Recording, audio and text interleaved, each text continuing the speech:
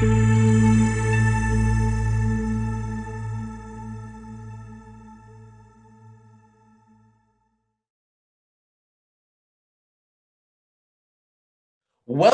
to the first episode of Beyond the Peak podcast. I'm your co-host, Oliver Wolf. And I am your co-host, David Perret. And today we are super pumped to be here to shoot this first episode, of course. We've been sort of dreaming about this for quite a while in different shapes and forms. And so we're actually going to spend this episode and this time with you to give you a bit of a background on Beyond the Peak, what it's about, why it's about, and give you a background on David and I as well. And hopefully you'll be excited enough about it that you want to join us for the next coming episodes and on this wild ride that we call life. Our goal is that we want to have this podcast coming out once every week for you guys. So stay tuned. We have some amazing people that we're going to be interviewing. But for now, let's dive into a little bit about our story, our journey, where Beyond the Peak came from. And just some insight as to kind of the seeds that have been planted here, especially those of you who are going to join us on the journey. And so the first thing we want to dive into is, first of all, how Oliver and I actually came together, because we have a pretty crazy story that led us to first, just becoming acquaintances, and then friends, and then best friends, and then best mans at each other's wedding, and our fiancés, our best friends. What's that? Oh God, yeah. I'm the godfather of his two twin daughters, and so it's a pretty wicked story, and a lot of where Beyond the Peak came from really was established from the relationship that we had. So we want to start there. How did we come together? How did our friendship develop? And how did that lead us to creating the Beyond the Peak podcast, working it's a new thing. We'll figure it out. Working on the messaging. So Oliver, why don't you start off and dive into how it started? Yeah. So actually, disclaimer too. So I've got my twin 21-month-old girls, Leona and Kira. You guys are definitely going to see them on the podcast, maybe today. And hear them. So they're playing with Mr. Potato Head and some kind of a car. Mr. Potato Head is already torn apart. So if we get interruptions, it's because of them, but that's okay. So the story of David and Oliver basically starts with a chalkboard. Yeah. And so this would have been, how long ago? And not in your classroom chalkboard. No, exactly. That's part of the fun. So it was a party for sure. It was about 7-ish years ago, maybe. Yep. Something like that. And so I was with a previous girlfriend at the time, and she was hosting, or her roommate was hosting a party. And so I went over, and it's your standard thing. We got beer pong happening. We have a debate, David and I, that he beat me that night. I highly doubt that, but we'll let that go. And what was important is that there was a a chalkboard painted wall. Right. And so on this painted wall, there was just a bunch of random stuff, but there was definitely space. And so party's going on. And if I'm not mistaken, David was the one to lift a piece of chalk first. And he went ahead and he wrote a quote.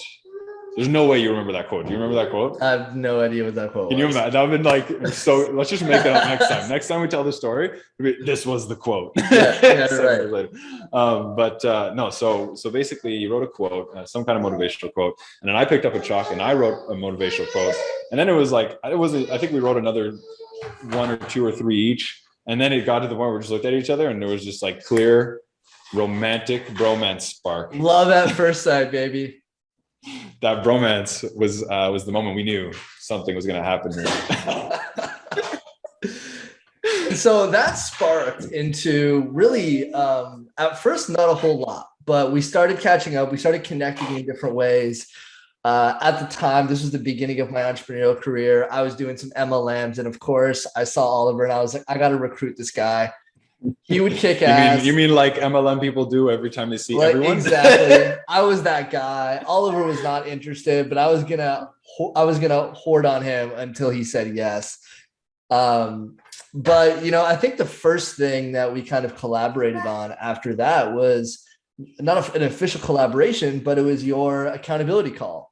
Oliver started hosting an accountability call. He invited me out, and then so every week we started holding each other accountable to our goals.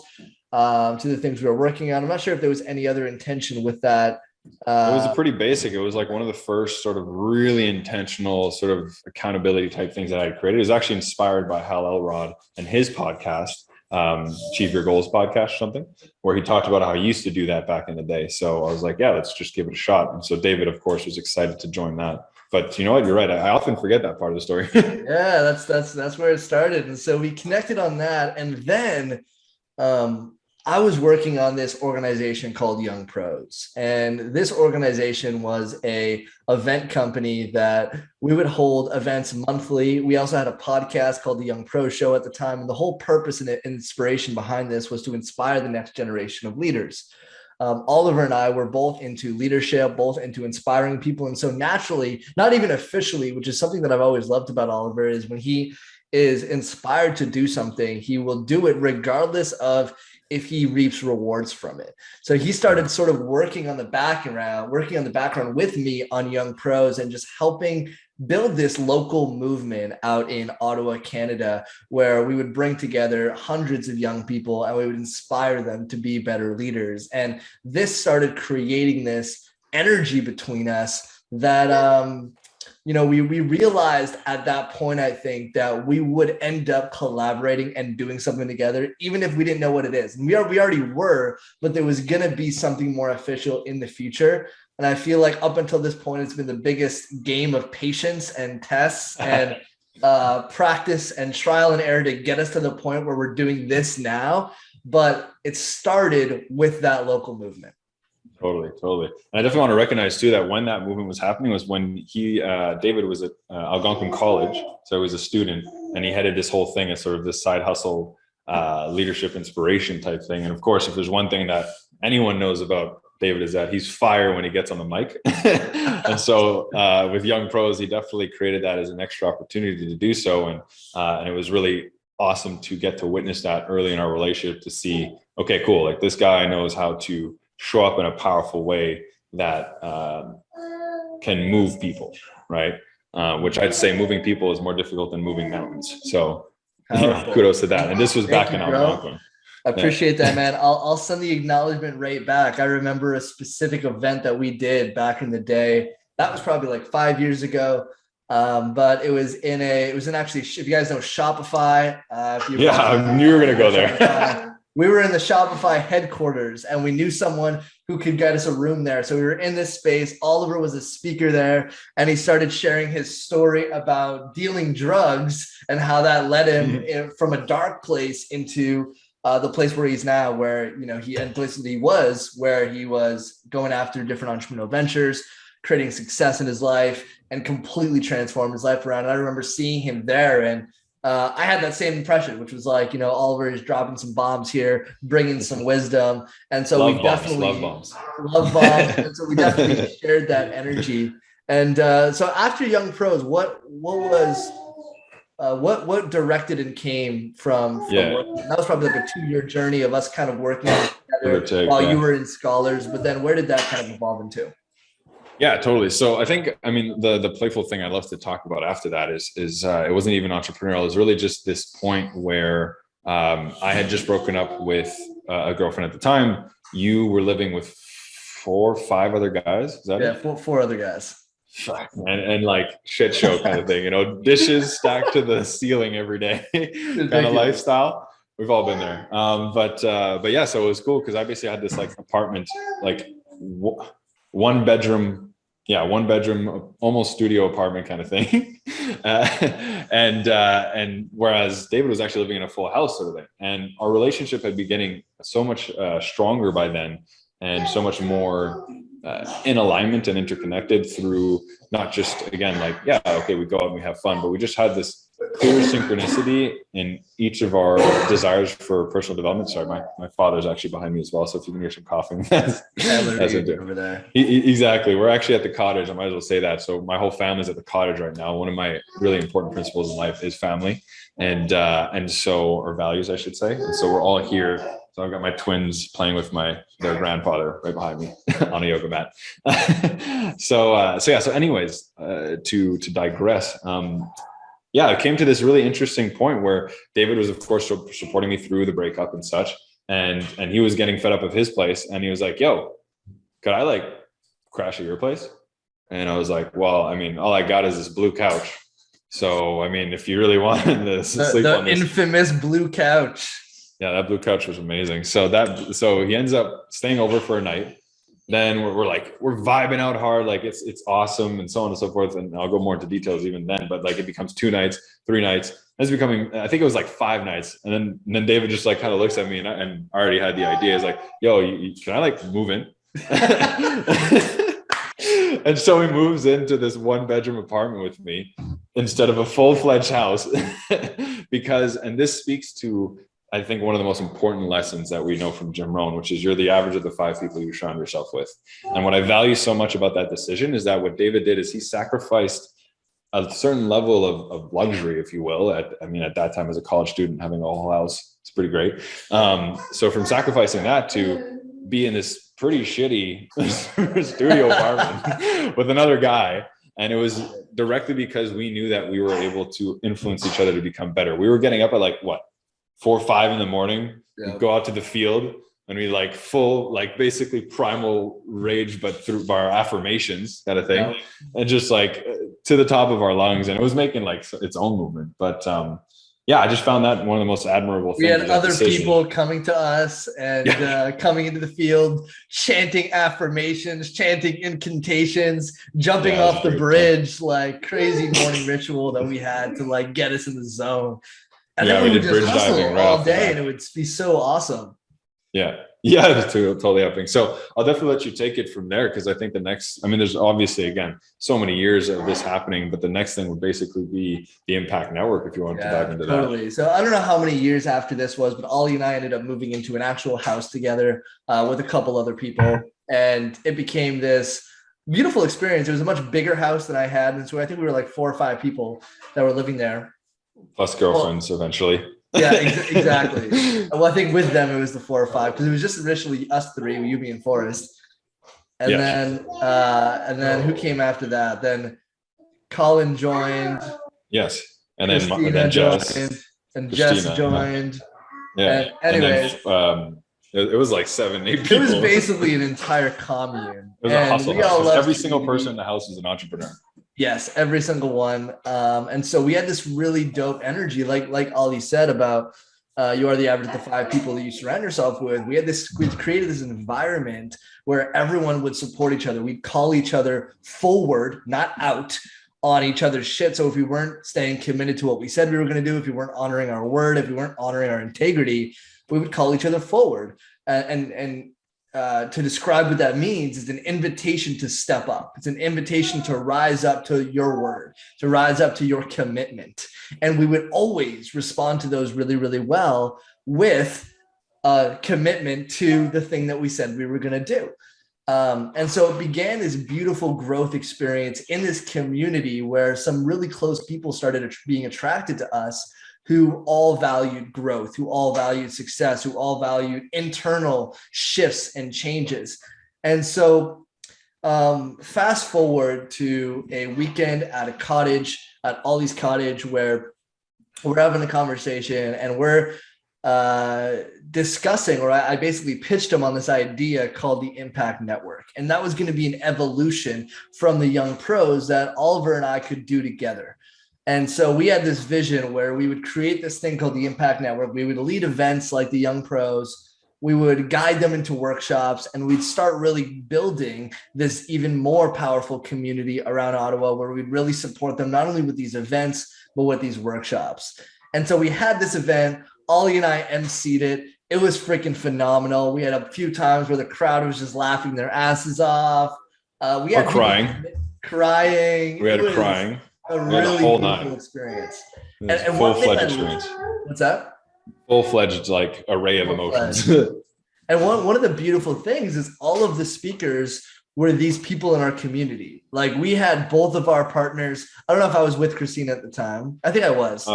Yeah, I think so. And so we had both of our girlfriends who were speaking on stage as well. And so it was really like this event was not only just a reflection of other entrepreneurs and speakers who were in the area, but now it was a reflection of us. and a reflection of us as speakers and us as entrepreneurs and us building our businesses and really moving towards this life of personal development and growth. And that dissolved pretty quickly. And so well, basically what happened is we both got really good opportunity. I'm pretty sure that's when you started Kaboom, was the end of Impact Network, wasn't it? Or like I traveled to, I left to Asia. Okay, that might have been it. Cause I feel like there was like a blatant, like I started a marketing agency and then left to go travel across the world, basically across Asia with Christina.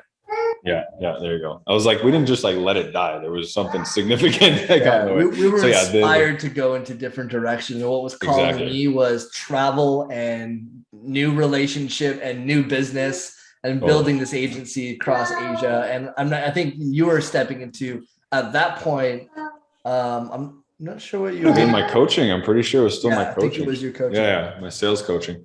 Yeah, or sales training or whatever you want to call it. So yeah, totally. So Impact Network was quite an interesting, another spark again. And it's just kind of this thing where David and I had always just like, whether it was professional or entrepreneurial, we're always like sparking things and really making things happen quickly and effectively and in such alignment that there were all still just hints and also opportunities to prove to each other that we can actually work within the same sphere. Because this is one of the big things you hear a lot of people say is like, hey, be careful going into business with your friend. Right? It might ruin the relationship. It might cause a problem, it might whatever. Whereas I'd say it's like with the right friendship, with the right container, expectations, transparency, authenticity, ability to communicate and share and hold each other in the lows and the highs and all that kind of stuff. It's like, who else would you want to go into business 100%. Other than that? 100%. Like would that not be exactly what I would hope for someone coming into a business who I didn't know personally, is that they have those attributes? If I already have those with someone, why would I not bring that from the start?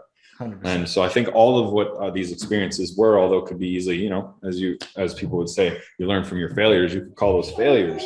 I just feel like there were all these incredibly powerful experiential playgrounds. So I think that after that, we might as well move into like BTP, Beyond the Peak, and basically how that sparked. Did you want to take the lead on that, or you want to do a little dance, jump back and forth?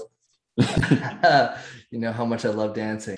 So, story of Beyond the Peak, how this all started, how this all began.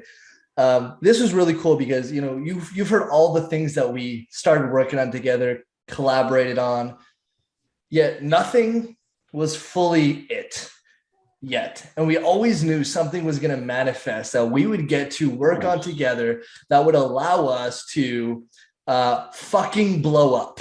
I was like, going to say, excuse my language. And I'm like, wait a second, I swear. This is my podcast.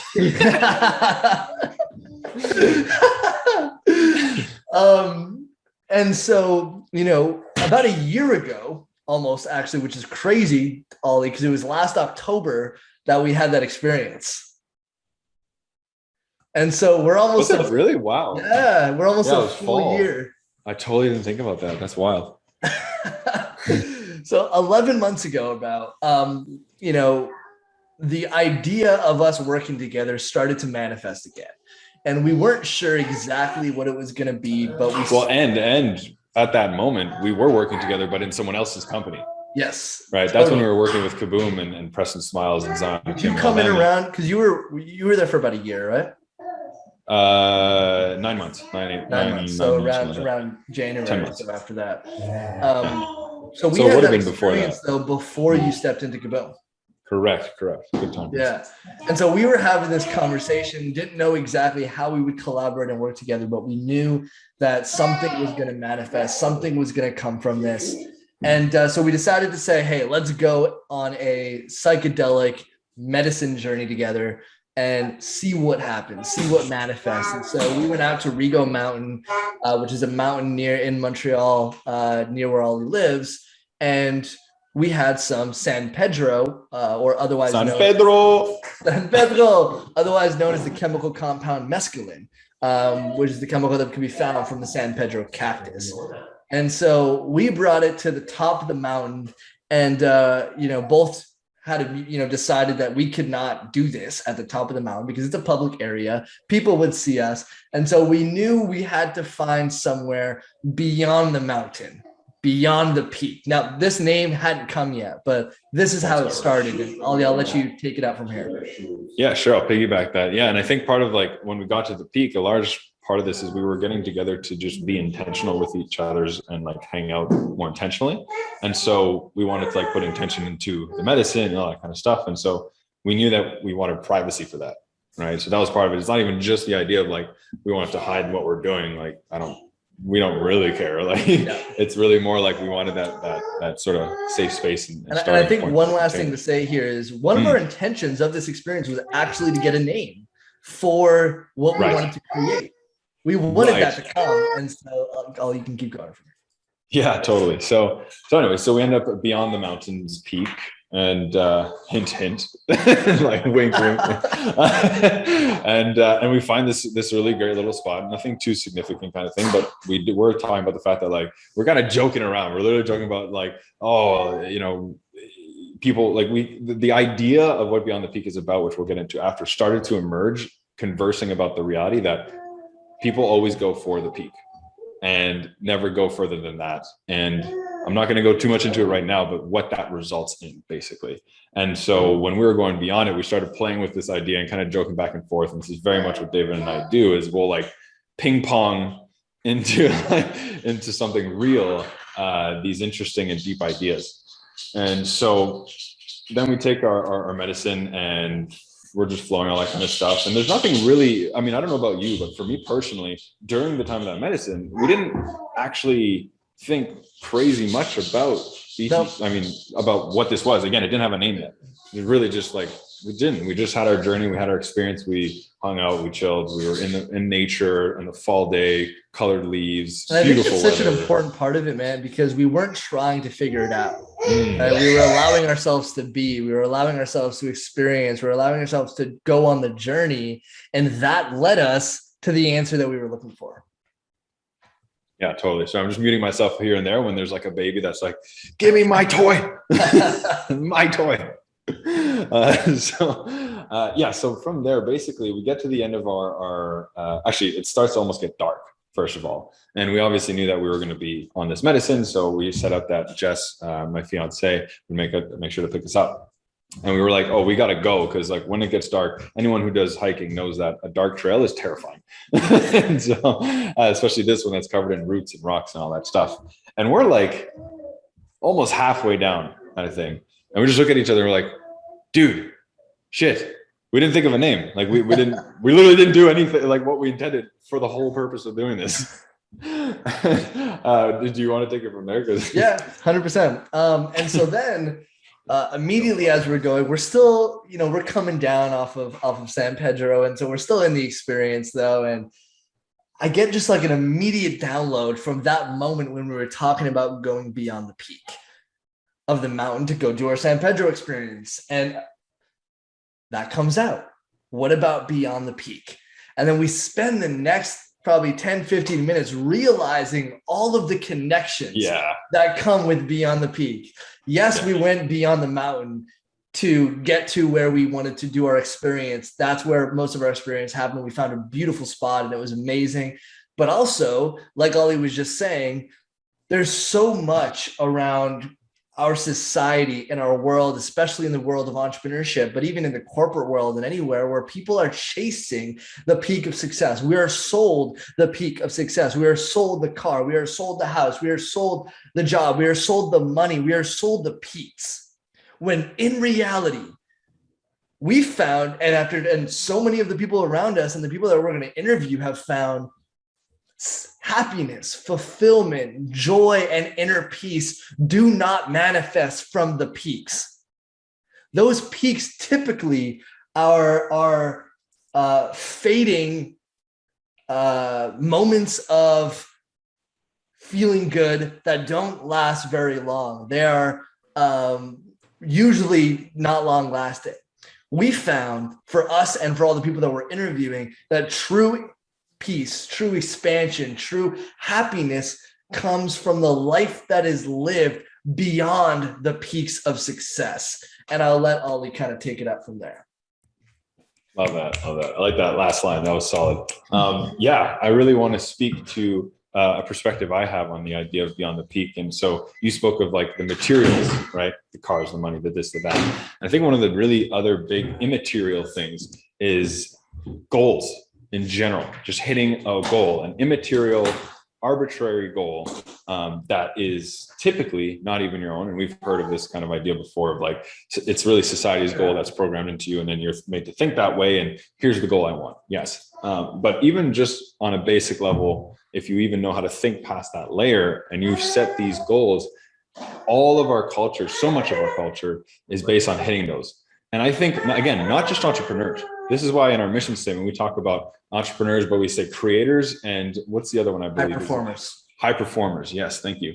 And so what it made me think of is like these high performers that I had been many times. I've broken records in my time of organizations that I've been top sales professional, but top sales manager, like all these accolades and such.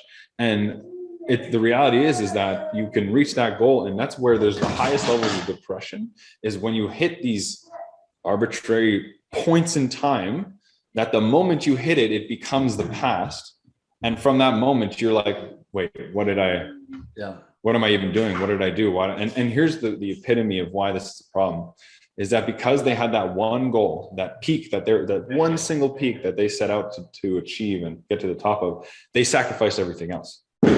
Time, energy, family, friends, health, like all these other things typically end up getting sacrificed, right? Because no boundaries are set, because I want that peak, nothing else. Yeah. And so this is what we're about, is we need to talk about what happens beyond the peak. When you hit that peak and you look down the other side, is there anybody there waiting for you? Is there anything there waiting for you? Is there anything that really matters there on the other side of that peak? And so this is the kind of conversations we're excited to have with our guests who have reached these pinnacles, probably had their own crashes, and have understood that there is no one peak. There is so much more beyond a peak. And so this is sort of the inspiration that came in for me as a download. Powerful, bro. Powerful. Yeah, I'll piggyback on that. For me, a lot of it was, very similar in that, like, I always had this idea of what life I wanted for myself. I always, had this idea. And for the longest time, like, I remember shooting for the number 6 figures. And it was like, once I hit 100K a year in my business, all of my problems were going to be solved.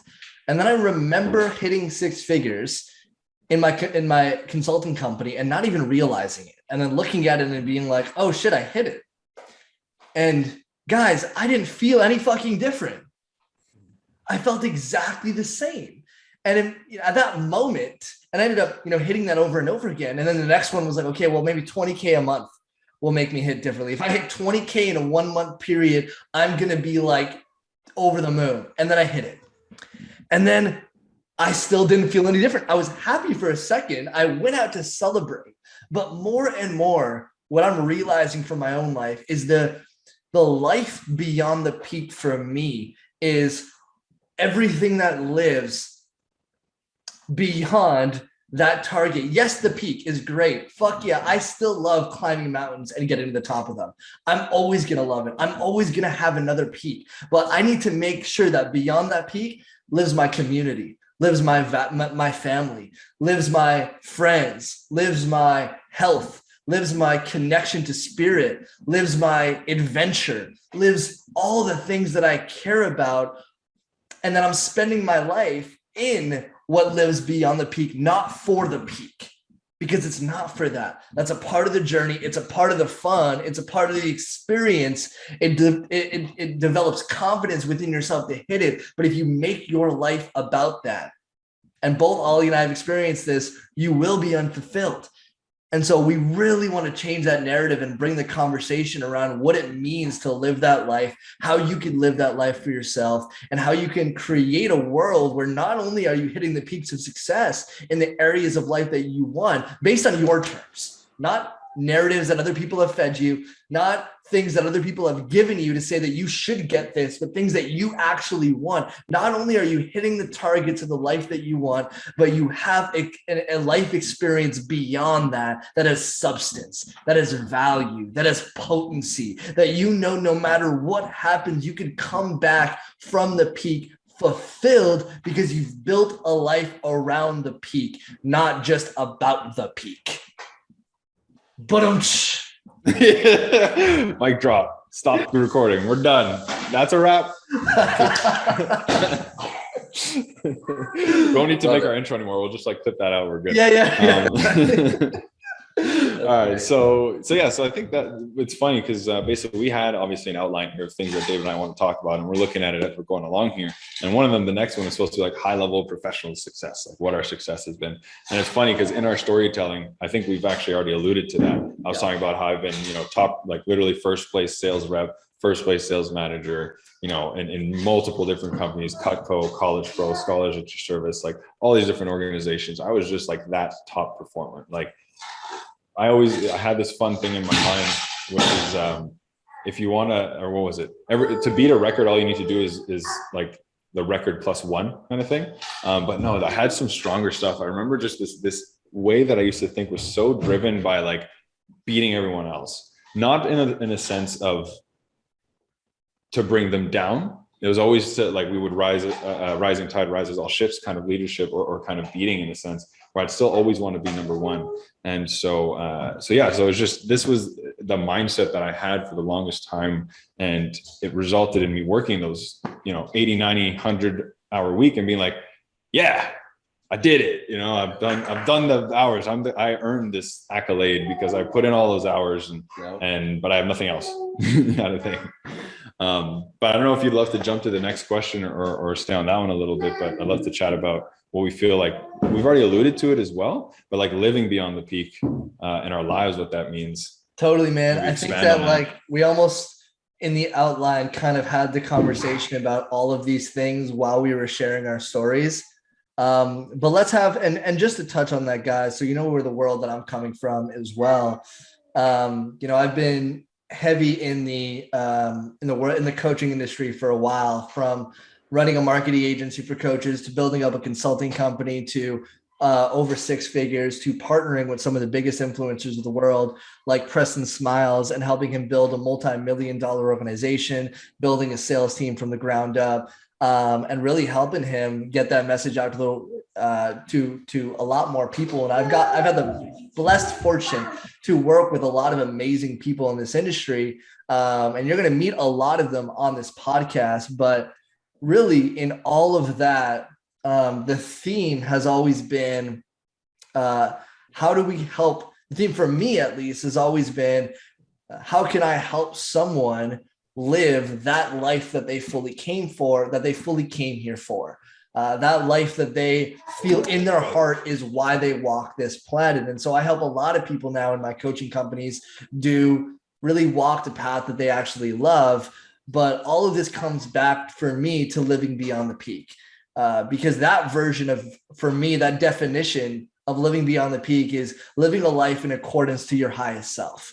It is living a life that represents not only a life of externalized success, but internalized fulfillment, a life that embodies your core values. And if you don't know what those are, discover them. For me, the three things that I strive to embody in my day-to-day life is freedom, love, and expansion.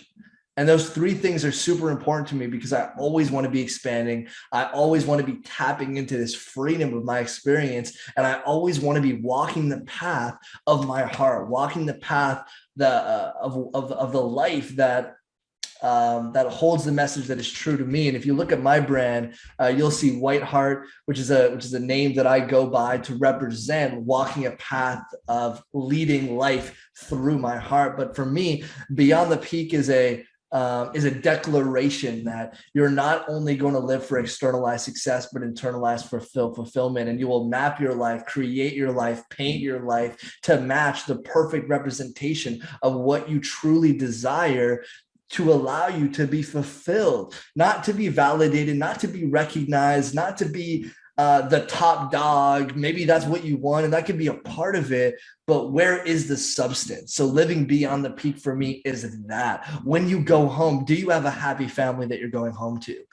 When you're outside of work, can you go out in nature and just enjoy life? When you're by yourself, can you allow yourself to be in silence, to be with yourself? Or are you scared of the anxiety that you feel internally because you're constantly chasing the next thing? Do you have the capacity to be here in the present moment? So these are all things for me that represent living beyond the peak. Ollie, I'd love to hear what you have to say about that. Yeah, totally. You'll hear my whole family too at the same time, so it's gonna be a good time. And I love how you finish that off with like being present in the moment, and I'm like completely not. I'm like split right now. My family just like filed into the place from the lake. So like, there's my sister who's 9 months pregnant right now. She's gonna pop any day, and her boyfriend, my dad, my mom, my 2 babies, and of course my fiance. So they all just stormed in. So you're gonna hear that. But nonetheless, I will answer my portion of the question somewhat more condensed because I don't want to take too much other sound. But yeah, so what beyond the peak means in terms of living by that idea or idiom is, I've alluded to it many times throughout this conversation, which is just this idea of not getting so caught up in any one thing. In its simplest form, it's really about that, right? We've heard of like life or work-life balance sort of thing, and there's not really such thing. It's life. It's all life. There's no work-life balance. It's not work or life. You're still living your life. And so I think it's about understanding there's just beyond the peak, there's a wholesomeness to it all, and that true goal achievers, those who are achieving the greatest fulfillment in life, are those who are able to find that rhythm in all things. And so that to me is what I'm looking to cultivate, and what I'm really excited to see how others are doing, right? Inviting these people. Real quick, you said Please. True goal achievers. I'll say true beyond the peakers. Oh, beyond the peakers, hashtag.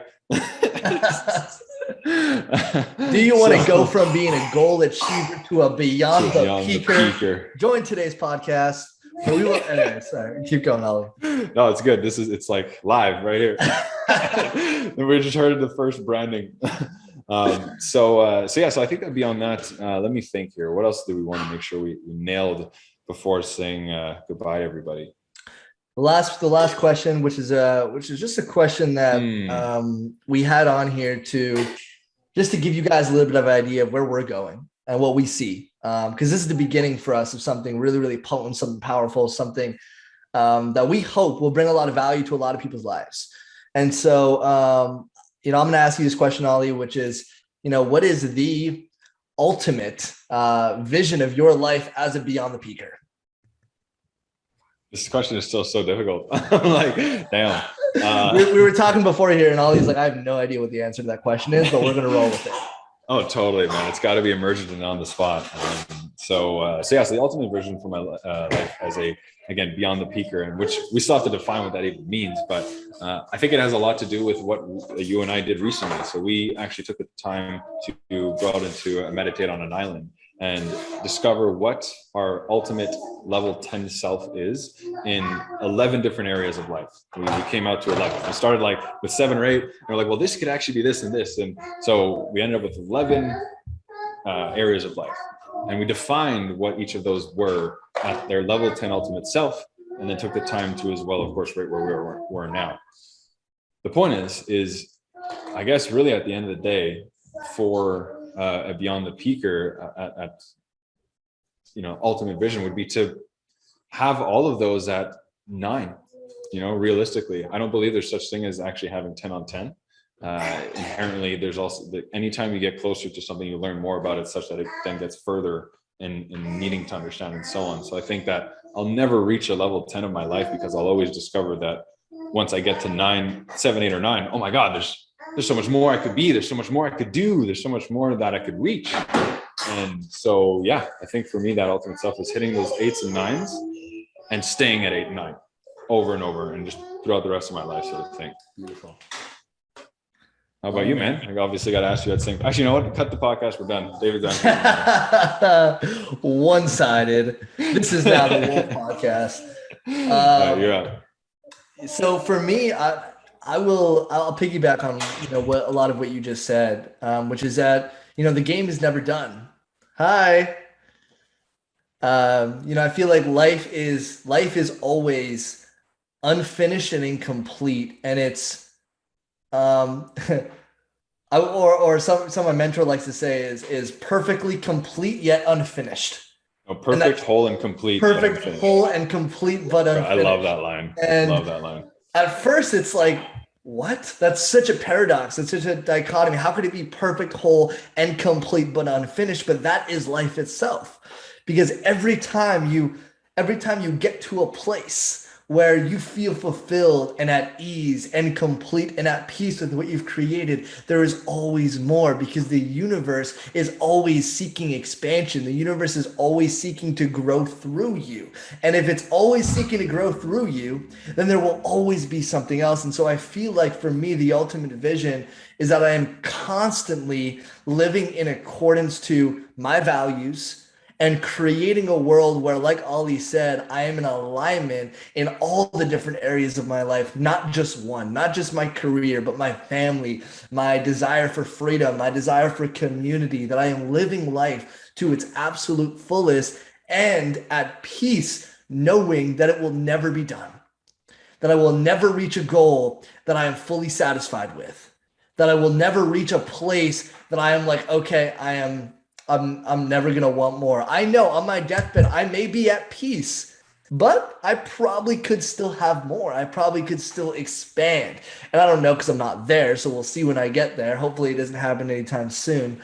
But for me, I think that describes living. My ultimate vision is to be totally at peace with living my life as it is perfect, whole, and complete, but unfinished, and living that absolutely fully.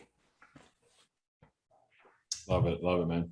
Love it. So I think with that, I mean, it really just going to come down to thank yous and see you in the next one. And hey, like, subscribe, hit that like button, like whatever. Hit that subscribe button, follow us, iTunes, Spotify, do the whole thing, share it with your friends and family. Go crazy with it. If you know someone who is who would want to be a Beyond the Peaker, who needs to be a Beyond the Peaker and would want to be a part of this podcast, please go ahead and reach out to them, share it with them, tell them to watch this episode and to follow us on the journey, because shit's about to go down on this podcast.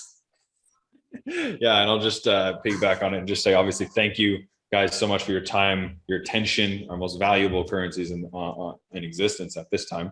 And we really look forward to bringing on incredible people that will make you feel so expansive about what's possible for the world and yourself and such. And so again, thank you so much.